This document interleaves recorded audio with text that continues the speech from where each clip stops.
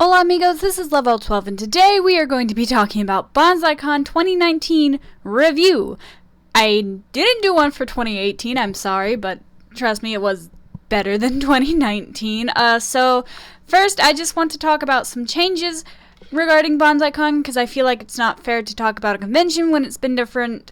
When this is the first year, I think it's been different since 2012. So, first are date changes, and it was due to other events. So, BanzaiCon on their Facebook page had posted their explanation for changing the dates, which was a lot later than when they first announced the dates, but they're like, usually we compete with football events at the end of October, early November, and this year another anime convention, AWA, was happening on the exact same dates, and a lot of the staff that host BanzaiCon attend AWA, along as many of the con goers that go to BanzaiCon also go to AWA, so they're like, you know what, we're not dealing with that, we're just going to change the dates. However, you could have picked some cooler time, like September, late August, early June. You didn't have to pick the gosh darn middle of July, where it's hot and humid, whatever. My dad was freezing, but I swear to God, all the other cosplayers were about like me, about to die, burst into flames. Also, there was bag checks, which was not implemented by BanzaiCon themselves, but the convention center, which is fine. It is a summer con, and they were hosting 3 events. There were 3 events happening in the building on that day. 2 took place at the same time. A bridal show, which took over a good chunk of the first floor. Like usually for BanzaiCon, there's a place downstairs where you can enter through some sliding glass doors. This year, you could not enter through there unless you were part of the bridal show, which was okay, whatever. We'll get into that in a second. And also later, I believe about 2 hours after BanzaiCon was to end, there was a church thing happening. So there were like 3 things going on in this one center. It was a lot. And then next are some cancellations that happened. So the larger schedule that you are seeing with more stuff filled in was the schedule released on June 9th. And this had been the schedule all the way until July 16th. And as you can see, Sunday's pretty packed. My dad and I were planning on going to the Bob's Burger trivia. We thought maybe we would do the DBZ trivia, that. But then things got changed. And on July 16th, a full 5 days before the convention, things changed to where Events 4 lost one large panel, and then the panel me and my dad wanted to go to, and the one after me dropped out. Now, there were other panels on the other days that also dropped out, but I only went Sunday, but I still heard like it was pretty exhausting Saturday and Friday from the people I talked to, so like it wasn't a huge loss, but Sunday, when you have so little panels, it's just very odd to see so many cancellations, especially it being posted so close to the date of the convention versus when the original schedule was posted. It was a lot. I just thought that was odd, but I was also kind of happy that there was no panel after me, because I was really stressing about that, about being done in time, which I shouldn't have stressed about. Let's be real here. It's me! So, first, on Sunday at 5:30 a.m., I woke up and almost immediately changed my cosplay, which was Sal Fisher. I made my mask. I mixed the paint, made the wrong color, by the way. I made it the wrong color. His is more purple. I made mine pink. My wig also was an issue. We'll get into that. But, I had originally wanted to dye my hair, but my hair's too dark to dye that color blue, and he does have really light blue hair, and I've seen people give him dark blue hair. I just bought a wig off eBay, which was a bad idea. Also, I put holes in jeans that I regret doing because I actually liked those jeans. Rip, now I can't wear them unless I put patches in them, or my school won't let me wear them. Anyways, so at 6:30 a.m., my dad and I went off on the road, and Columbia is an hour and a half away from me, so we were set to get there about 8. However, we did stop a few times so my dad could use the bathroom and we could get some breakfast. It was a lot. And all the while I'm in cosplay struggling with my wig because I hate my life. And we end up arriving at the convention center around 8:30 a.m. A little bit earlier than that, but let's just say 8:30 a.m. So my dad and I were sitting in the car waiting for the convention center to open because we didn't think it would, because of bag checks, we didn't think it would open until right at 9 o'clock.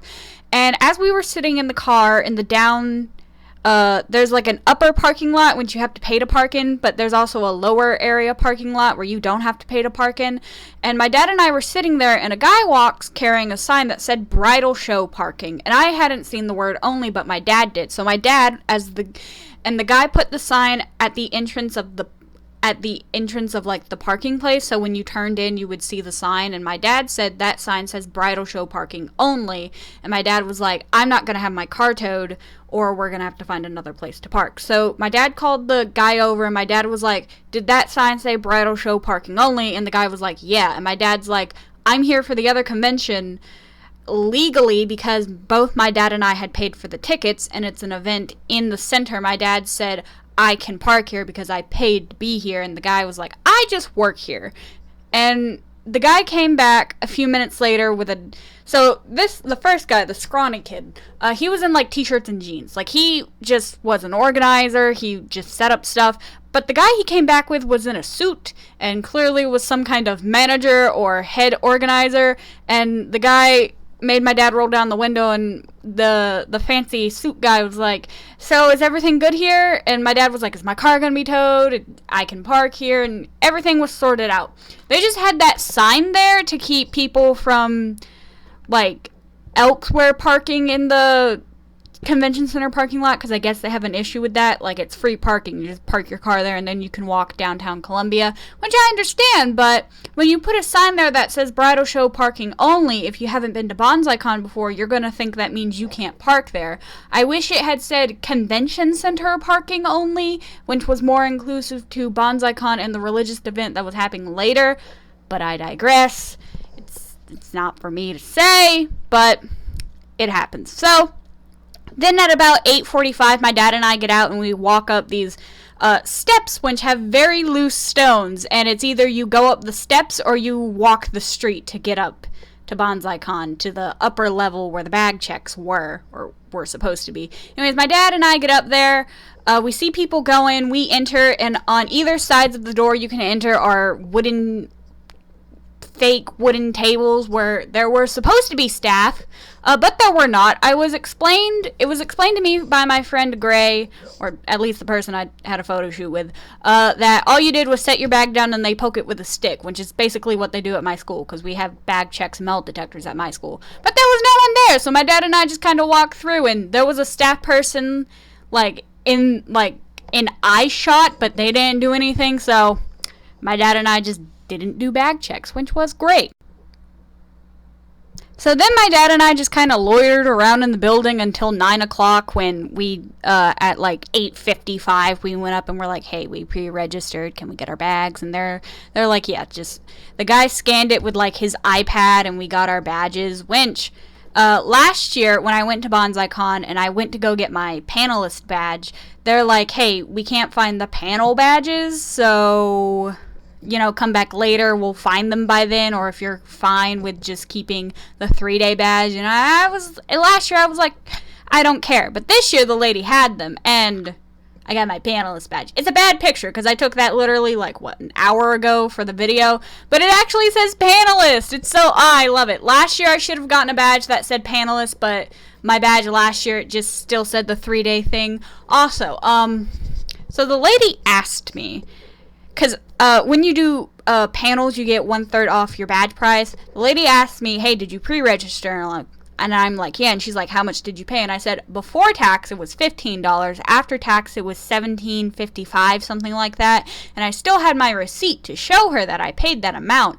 And she fiddled with her computer. She went to the guys who handed me my badge and was like, here's $5. And I'm like, you should just have something that says if you offer it before or after tax, and then it would be whatever. They had the same issue last year where they didn't know how much to give me for my refund. It was terrible. They're not good at math, but neither am I. So anyways, later, A little, like, about 10 minutes after I got my panelist badge, my wig was falling off. It was a hassle. I freaking hated it, and I know I looked like trash. So I'm like, Dad, I'm just gonna go to the bathroom and take my wig off. And luckily, I still looked pretty decent once I took my wig off. I didn't look bad. But I posted this on my Instagram saying, don't buy from eBay. My wig was too small. I'm upset. So that meant basically when I went to go do my photo shoot with Gray and with another cosplayer called Lucy, I'll link both their Instagrams in the description. I was just going to have my mask, and that'd be it. And I felt terrible for doing that, but I was still going to do the photo shoot. So around 10, my dad's like, I gotta go smoke. And he goes outside to smoke, and I'm just waiting. And I get a text from Gray like, hey, photo shoot? And I'm like, yeah, just give me a moment. My dad is doing something. And then I'm very afraid to go places without my dad, so I was just kind of waiting for my dad to smoke and use the bathroom. And Gray was like, hey, do you just want us to meet you down there? And I was like, sure. But then, like, my dad, and I'm like, great, I'll catch them. But, like, we're going up the escalator so I could go to the coffee shop where we agreed to meet. And then Gray is just, I'm sorry, Gray, if you're watching this. I'm so sorry. I'm terrible. But we end up getting on the right track of the escalator, and we go down to do the photo shoot, and we take, like, 3 photos. And Jesus Christ, I don't know why my mask is blue, and as well as my socks for some reason. But also I look fat. Why do I agree to take pictures? I look fat. But, like, for some reason my mask is blue, as well as my socks. But Gray was really nice. So was his friend. I'll link both their Instagrams in the description. They were both really sweet. I'm really sorry for annoying y'all. I'm terrible. Next, I went to the Otaku Flea Market, which usually does have really good stuff. And this year, and years prior, the flea market has been set up in, like, the tables in a U shape, and then on the sides are people who didn't get there in time to get a table, setting up on blankets and stuff. This year they set the tables up like a school classroom desk in rows facing one way, and it was weird and awkward to get around, and I stumbled into everything. I did find some things I wanted, but I didn't buy them. I found Elfin Lead, but unedited, but the guy wanted like $25, and I wasn't paying that much for something I've already seen. Also, I wanted a CL ring, but someone bought it before I could get it. And then I went to this girl who had shirts, and she told me all the shirt sizes were in men's, which I wear a men's large or a medium depending on the fabric. Like, some fabrics are tighter than others, and she said all the shirts had fit me just in, like, the underarms, which I can understand based on the fabric. So I explained to her that, hey, because I bought one large and one medium shirt, I told her that I don't think the medium would fit, and so she gave me half off. So I ended up paying for 2 shirts, which would have been $20. I paid $15. The shirt, I tried the shirts on when I got home that night. The shirt that's a medium in men's does fit. I just have to cut the arms off because I can't move my arms, but everywhere else is fine. The black shirt, which I thought maybe would fit like my Russia shirt, which is also a men's large, is apparently a woman's large, which does not fit me. It doesn't even remotely fit me. I'm either going to give that to my sister or sell it at the next BanzaiCon if I go, because, oh boy. I really didn't find anything else I wanted in the flea market, nothing that I was willing to spend my money on, at least. So my dad and I next went to the dealer's hall, and let me just rant about it. First of all, it's a summer con, it's different dates. There weren't that many sellers in the dealer's hall. But let me just tell you, the first guy we went to was selling a bunch of pop figures. I complained last year, not in a video, but on my Instagram, that I paid $12 for a Kyoya pop figure when in Barnes & Nobles or on the internet or anywhere else, I would only pay $10. This guy was selling regular, not limited edition, not special, not rare pop figures for $15 to $20, and they were the regular ones that you could find in stores. There was nothing special about them. It wasn't like it wasn't like one of those rare defects or one of those limited run, only like pin ever made kind of things. He was selling those too for about $100, $60, which that's a little bit more understandable, but $15 for pop figures? No, absolutely not. Not when I know I paid $12 for some last year. And my dad did explain that, hey, last year, it's around the end of the year. Sellers are probably selling cheaper prices because they're trying to get rid of excess stock. And this year, it's still the middle of the year. They still have time, which I understand, but still, $15? I went around. There really wasn't much I wanted, not from any of the shows I liked. You know the drill. Anyways, I did find this one booth that had a bunch of Hitalia stuff and a bunch of other anime stuff that I was interested in, but the sellers weren't attentive. Now, I'm more inclined to talk to you and buy from you if you're attentive, if you're greeting, even if you're one of those, there's this one guy who's always here. He's great. He yells a lot, and he's very loud, and he doesn't know what an inside voice is, but I like him, and he's been there every year I've been there, and I went to one of his panels last year, and it was great. I want his energy. These guys were on their phone, not paying attention. I swear to God, I could have stolen something, and they would have never noticed. I didn't steal anything, because I'm not that person, but I swear to God, anyone could have, because they were on their phone, they weren't paying attention, they weren't talking to the passerbys. It was very, very uninviting. And I did see some, like, they had Hitalia trading cards, they had an England plushie, they had, like, little straps, they had some Vocaloid stuff, they had Undertale stuff. Like, they had stuff I would have bought if they weren't so lacking in attention. It just made me not want to buy from them because they seemed so, like, they didn't want to deal with customers, which did happen last year from the people I bought the pop vinyl from, because, listen, I get it. It's the last day, you're tired, you can't be full on invested, but it just left a bad taste in my mouth, and I didn't end up buying from them, which is good because you'll see why later. So after that, my dad and I were just pretty tired. Like, we had been up for 5 hours, so he and I just wanted to sit. So from about 10:45 to 11:30, my dad and I went down the escalator, and there are some chairs there where you can sit and just chill, which is what we did for practically an hour. Also, earlier in the morning when we were sitting there was this girl who was too afraid to go up the escalator, and I got to watch the saga of her getting over her fear of the escalator and riding it up and down a few times. It was great. But this was when we saw other cosplayers, and I didn't take any cosplay pictures this year except for one which I deleted because I hated it because it had me in it. But I was just so tired. I did see some cosplays that I knew, but there was an overwhelming majority of Boku no Hero Academia cosplays. I'm not kidding. There were so many. I got so sick of it. There were so many Dekus and Icy Hot and like Suyus, and there were just so many Boku no Hero Academia cosplayers.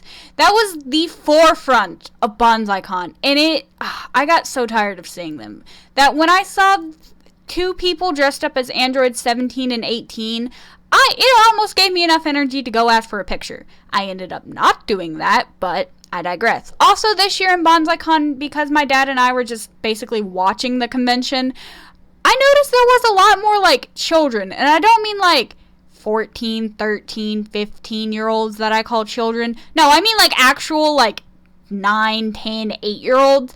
And like their parents were into it as well. There were some cute family cosplay groups. You know, that's all cute. But then comes down the escalator a shirtless, I don't know, 10, 11, 12-year-old, and his sister, who was younger than him, wearing a white sheet and panties on her face. And he also was wearing panties on his face. And he wore a cape, and it said socks on it, SOX. Now, that's from Shimonetta, and no one their age should be watching Shimonetta, and if it was their parents that told them to cosplay as that, that's wrong. Because Shimonetta is is an anime where the title literally translates to a world where dirty jokes don't exist. And I don't want anyone their age to be watching or know what Shimonetta is. I was very disgusted by that. There was another cosplayer there who I don't know how they identified as, but they had female breasts. And BanzaiCon has a rule where you can wear like swimsuits and stuff, but your cosplay has to cover what a bathing suit assigned to your sex would have to wear. Like, if you went to, say, Myrtle Beach, what you wore there, what you would be made to wear there, you'd have to wear at BanzaiCon. And there was someone there in boxers and a vest, an unbuttoned vest, and we saw that person, and my dad and I just kind of looked at each other, and we saw that person again later, and they had apparently told that person to put a shirt on because they were wearing something under the vest this time. And listen, I don't care if you bring your children to cons, but don't let them cosplay things from adultish anime. And also, if you're going to a con where you know there's a high chance there are young children there were babies there. I saw at least 3 babies. Maybe 2 of them were the same, but I know one of them wasn't. But there were babies there.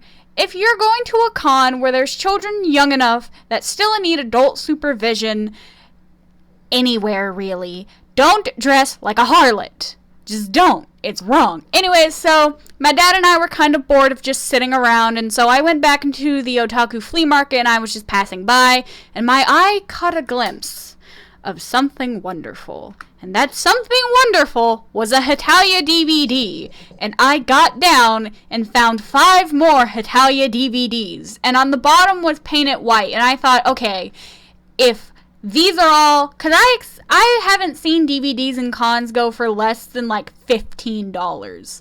Like one DVD, no matter how many episodes are on it, because most anime DVDs only have about the first half or first quarter of episodes on it, and it's $15 for those 4 to 6 episodes.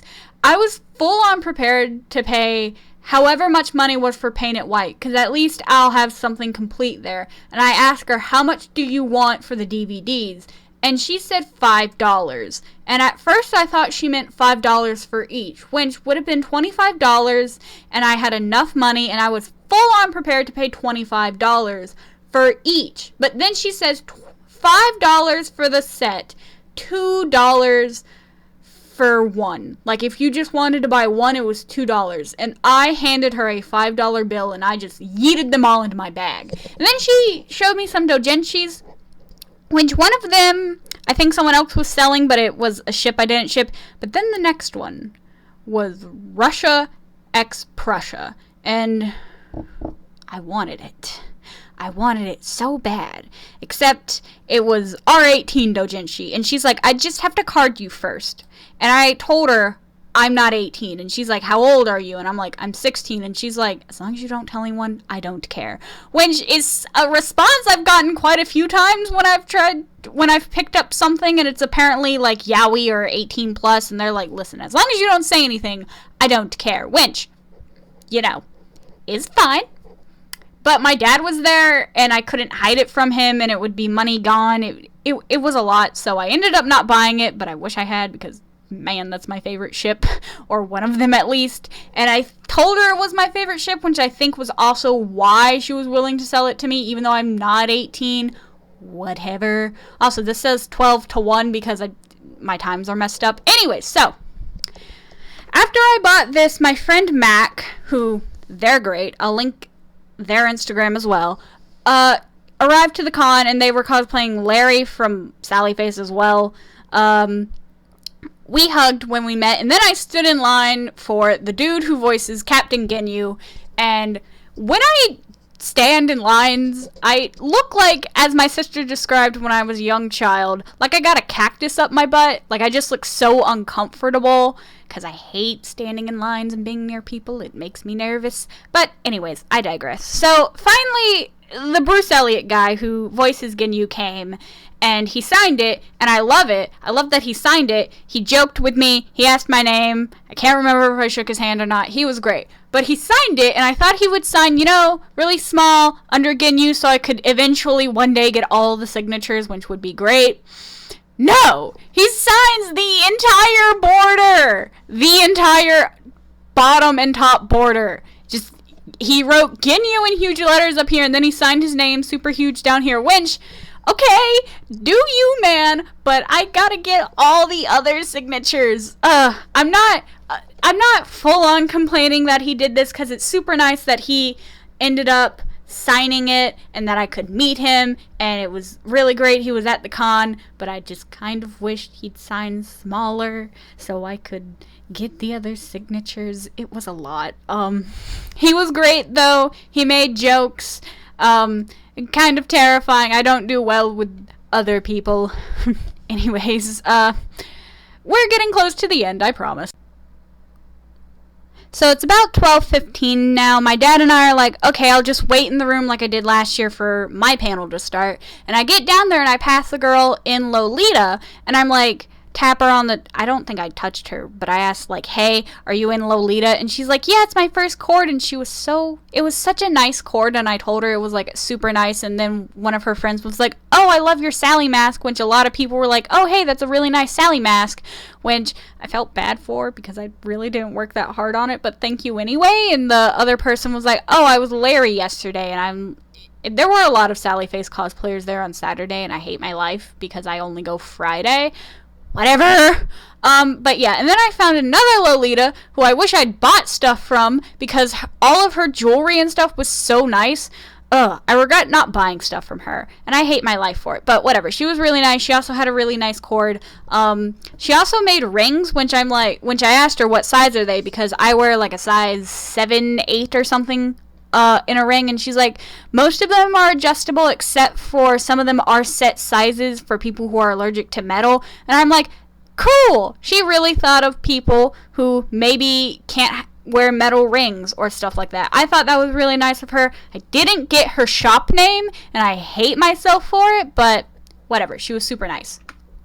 So next was the panel I sat in on, which was Femininity in Marvel, and let me just tell you, I'm not into Marvel. I don't care.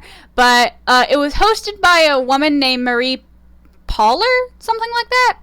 Not entirely sure, but I didn't agree with everything she said in her panel. Some of it was feminist drivel, which she has a PhD. It's in queer theory or something. I don't know, something innocuous. But while I didn't care for the panel, and I really didn't agree with what she said it very eloquently and very smartly, and like she really knew what she was talking about, which obviously she does. She obviously has a great passion for Marvel and equal representation, and she did touch on something that is very near and dear to my heart, such as bi erasure, where she had claimed, I don't know if it's true or not, that Marvel had filmed some bisexual scenes and then cut them out of the movies, which as a bi person, I don't like that. That makes me sad. But she was really nice.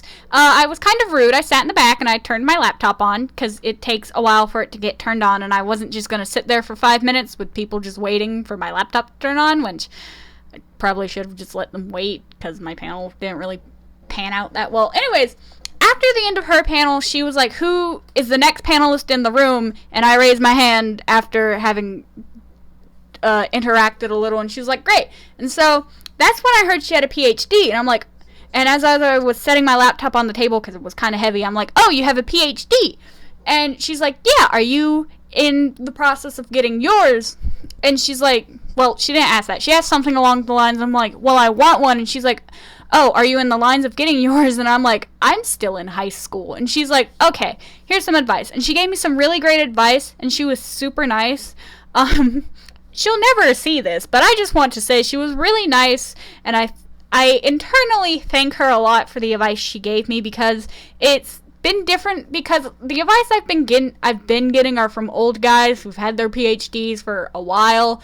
She just recently got hers, and she's still in academia, and she gave me some really good advice, such as, you don't need to go to 3 different schools to get your 3 different degrees. 1 or 2 will suffice. Also, just be friendly with, not friendly, but like let your professors know that you're willing to work because they'll be grading your thesis and all that jazz. She was super nice and she was really great. Next is my panel, which didn't go very well. So the title of it was All the Micronations in Italia, based off a video I had done. This is actually one of the first images that pops up in Google when you look up Micronations Italia, which is the cover for my YouTube video on it I did about a year or so ago. Actually 2 years. So I did my panel. About a good chunk of people arrived. More than I thought would show. And one cosplayer that I never got the picture of. They were all very nice and sweet, but I finished my panel in 30 minutes. I had to fill an hour. Frick my life. So I'm like, I have to and my friend Mac, who I love them dearly, like they're my sibling, was there for emotional support and ended up giving me their stress ball because I ended up injuring myself during the panel with a paper clip, and I had nothing else to fidget with because it fell behind me and I wasn't gonna spend 5 minutes looking for it, which I probably should have just to fill time. Was there for emotional support, which was great. But when I finished my panel in 30 minutes, what I did last year was I filled it with a Q&A session, and there were people there who actually did the Q&A. This time, no one really wanted to do that. So on my flash drive, I still had the one panel I did last year, All the Females in Italia, which is, it's great. I pulled that up. A good chunk of people left, which I don't blame them for doing. So I sped through my next panel just to give these guys content. And to the ones that stayed, y'all are so sweet and darlings, and I'm so sorry. One of them I accidentally snapped at, which I didn't mean to. Thank you, Mac, for being there, because if you weren't there, I would have been freaking out the entire time, because I don't know, people leaving just makes me feel like I did something wrong, even though they only signed up for that one panel, which is fine, they can leave if they want. Some people did just sit in there just to have somewhere to sit, which is what I would do, honestly. It was a long con.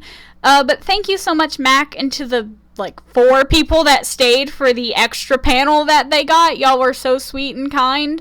But yeah, it was kind of a train wreck.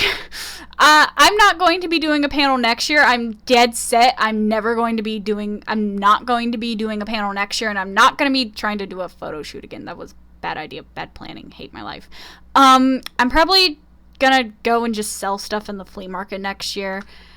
BanzaiCon this year was lackluster, maybe because there weren't any panels to go to, at least none that I wanted to go to.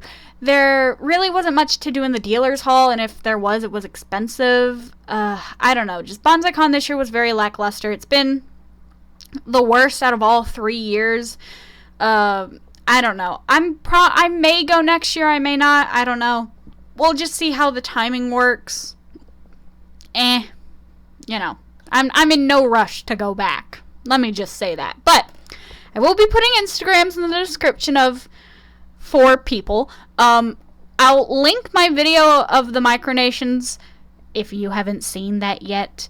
But that's all. Thank you for watching. Like and subscribe for more anime and otaku related content. Ciao, chicos.